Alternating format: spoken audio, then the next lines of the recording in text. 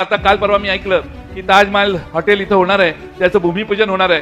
ही तर आमच्या दीपक केसरकरांच्याकडून स्टोरी मी 15-20 वर्षापूर्वीपासून ऐकतोय. ही लय जुनी स्टोरी आहे दीपक केसरकरांची. आणि दीपक केसरकर प्रत्येक वेळा सांगतात, साहेब आता सगळं झालेलं आहे, ते होतंयच.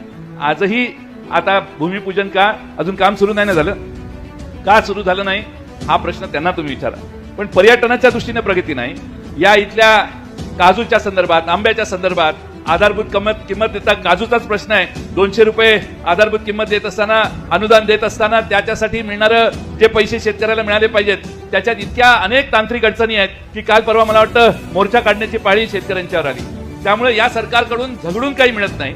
या सरकारने आपल्याला पाहिजे तसे पैसे महाराष्ट्रात उचललेले आहेत. आता एवढा मोठा आपला कोकण रेल्वे आहे, हे मंत्री झाल्यापासून महाराष्ट्रात आपल्या सिंधुदुर्ग जिल्ह्यात नवीन रेल्वे थांबली का? नवीन स्टेशन झालं का? स्टेशनची पोर्च झाली, पण स्टेशन मधल्या सुविधा वाढवण्याची बुद्धी यांना झाली नाही. अशा अनेक